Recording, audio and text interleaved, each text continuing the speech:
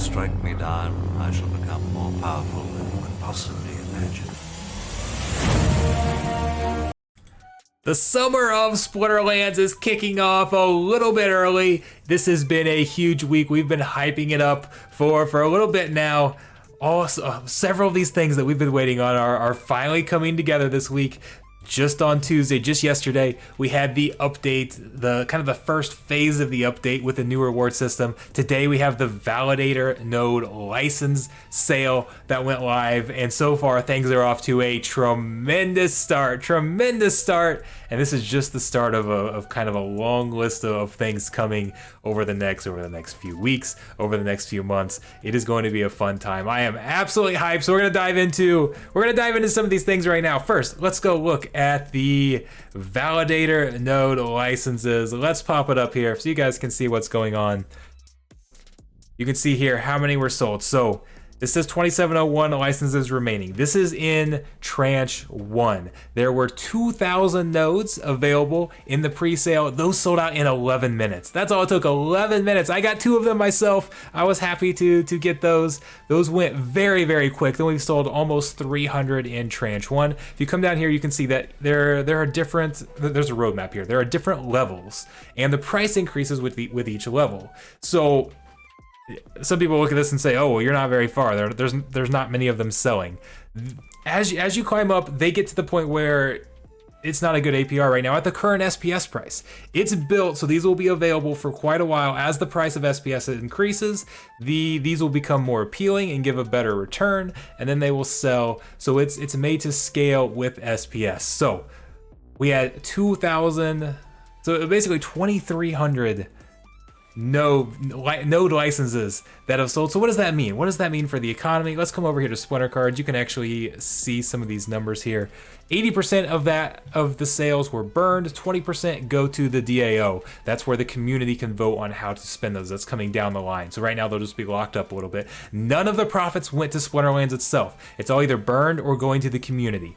Almost 18 million SPS burned from the sale, 4.4, almost 4.5 million SPS going to the community. That is great for the economy. Burning that SPS helps decrease the supply, so increases the value. That is absolutely great. We love to see that. And then it's nice that we're gonna have the community's gonna have some funds to play with down the line. We obviously like that. That's a great thing.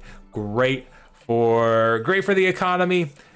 I bought mine live on stream. It was a fun stream. Got my validator licenses, climbed about 300 in rating as well, and got some good DEC earnings because we're seeing DEC earnings go up. Here, let's kind of look at a comparison here, before and after, because one of the changes that went live immediately. A lot of the changes with the new reward system don't go live until May 31st. That's the next season, so that's a little less than a week from now. But one thing that did go live is that there is now a penalty for using starter cards. If you use 50% starter cards, your earnings in battle are reduced by 50%. They're cut in half. If you use 100% starter cards, you earn 0 earnings, none. Starter cards are basically, you can't use a full team of starter cards. I mean, you can gain rating that way, but that's the only benefit to playing a team full of starter cards. And you've had so many basically low-level bronze accounts, even some silver accounts that were, a lot of them bot farms, just kind of leeching rewards using free cards, and that was draining the economy. That wasn't good. It wasn't healthy.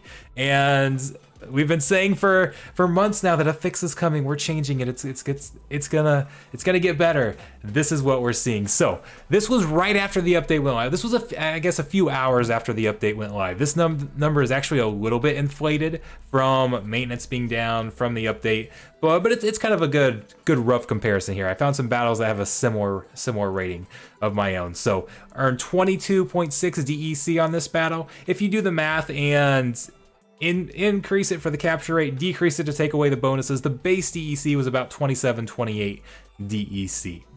So then 20 hours later, during my stream, we did this battle. Notice this is at rating 4078. We did a battle at rating 4068, so actually slightly lower, 75 DEC, 75.4. If you do the math, the decreased capture rate and the bonuses actually come pretty close to canceling out. 75 is about the base. And so that ends up being about 2.6, 2.7 times the battle rewards. Again, this one was a little bit inflated because it did come a little bit after the update. And so we had some time where bots weren't, the starter cards weren't earning, plus rating, or the battles earnings can be a little bit inflated when maintenance is down, or when we're down for maintenance. So this is slightly inflated. So it ends up we're seeing about 3 times the battle rewards right now, kind of across the board.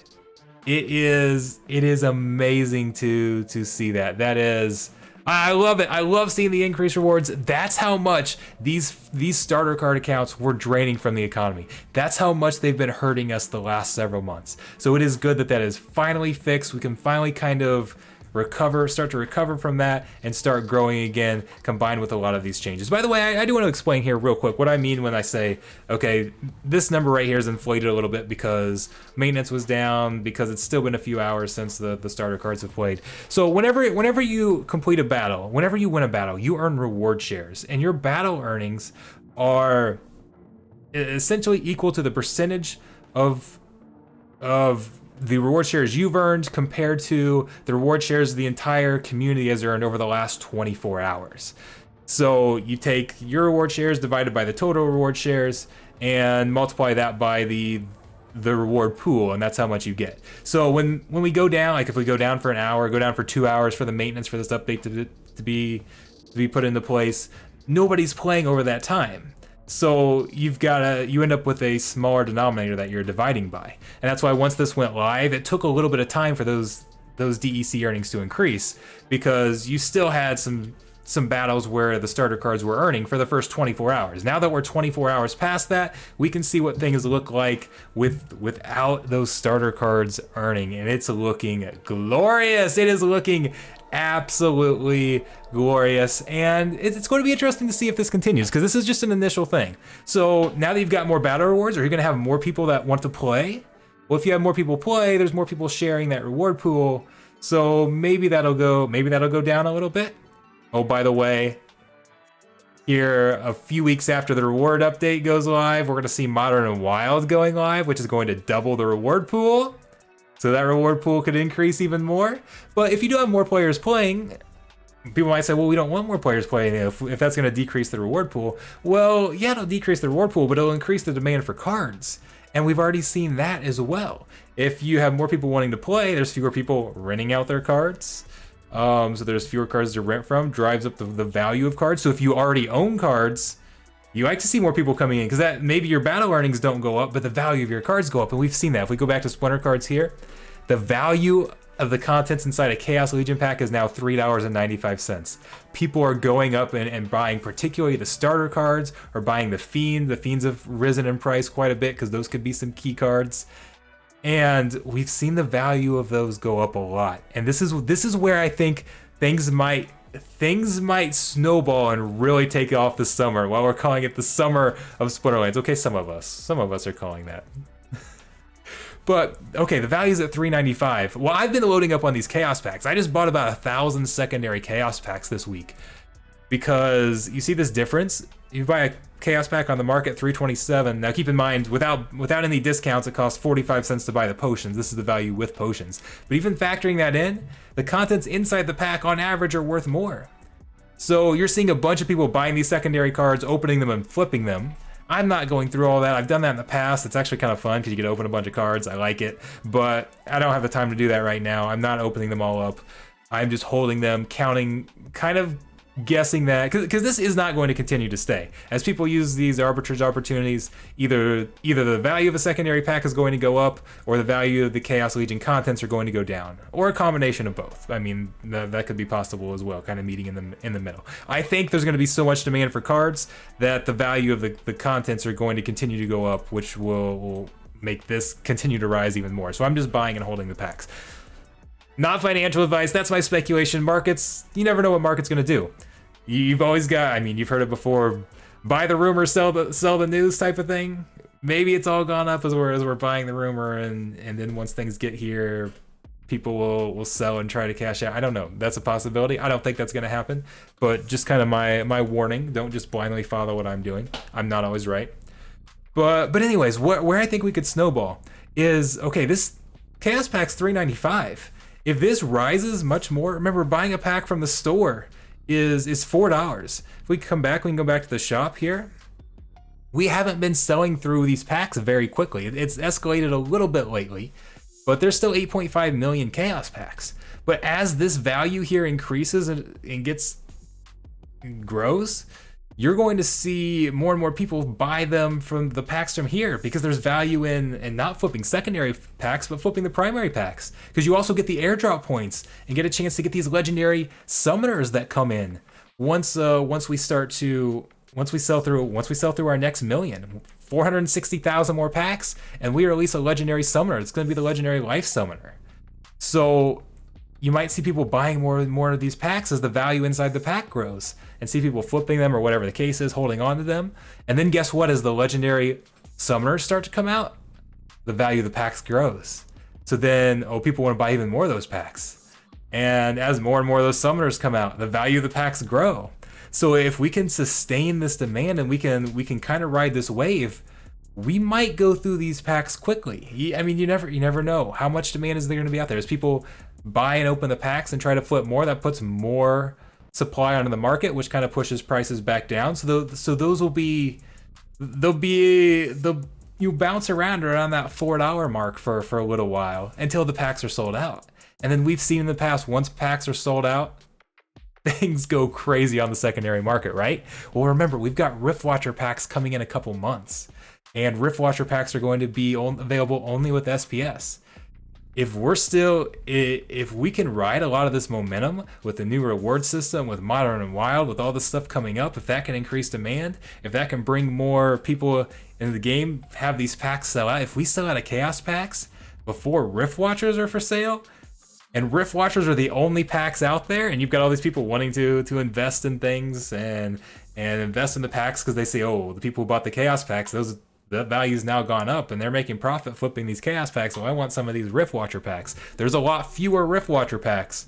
And again, they're available only with SPS, so you have to go buy SPS to buy them. A lot of those funds are going to be locked up for the community as well. Then you create all these demands for these Riftwatcher packs, which increases the value of SPS, increases the value of vouchers, because you'll need vouchers at least for the pre-sale, maybe longer. And can you guys see how things can start to kind of snowball here a little bit? That will be around the end of the airdrop. Maybe, I mean, we don't know exactly when, but sometime around there. SPS is supposed to be added to battle rewards. They said that's coming around the end of the airdrop. That'll increase rewards more, which could increase demand for cards even more. Like, it's easy to see how all of this could snowball. And again, maybe not. But this is why I'm so excited about what we're seeing. And we've kind of been waiting for these things for so many months now. I've been talking about how it feels like it's an accumulation period. We're trying to acquire as many assets as I can. And then I thought once all this starts to get out here, things are going to look great. Well, so far that prediction is looking pretty good. It took longer to get. I thought all this stuff was coming sooner. So, and I even said this back when Chaos Packs were out, that when we first had the Chaos sale, that Chaos cards would probably drive prices down a little bit. But then once we started to get some of these new things, once packs sold out, we reversed from that dip and bounced back higher than we were before. And I was wrong with the timing on that, as far as the dips lasted a lot longer than I thought. And part of that's been because of the overall market conditions, and people haven't had as much funds to put into the Splinterlands, and everybody's scared to invest in these things right now as everything's going down. But Splinterlands is performing better than the market. So, I mean, things aren't terrible by any means. So the dips kind of lasted a lot longer, but I feel like we've kind of hit that point where things are starting to turn. So we'll see. The last few weeks have looked good. Can we keep that momentum? Can we keep that momentum and get these things snowballing together? Who knows? It's going to be tough, but I'm very optimistic for the future. So we'll see how things go. We'll see how the new, again, May 31st, the new focus system, which is replacing the quest, goes into effect. So hopefully that's going to bring better rewards. This is going to be a brand new thing, so they might have to tweak it a little bit and turn the knobs one way or another to kind of get the rewards where they want them. So we'll see how that all goes. But wow, I am super excited about this entire summer. Like it's the last few months, like the start of this year, has felt like it's been so long because everybody's just been waiting for this, waiting for this, waiting for this, and now it's like Christmas again. It's finally here. I'm excited. New reward cards coming out with a new system that'll be here next week. So you guys know I'm gonna have some videos using those cards and seeing how they perform. So make sure you sub. We've got all sorts of things. Got an NFT collection coming to my channel, hopefully here very, very soon. So keep an eye out for that. I will make sure you guys join my live streams. We're having all sorts of fun there. Got a sponsored live stream coming up tomorrow. Got some more sponsored streams the week after that. So chances to win some prizes. I will be seeing you guys there. Thanks a lot for joining. See you on the battlefield.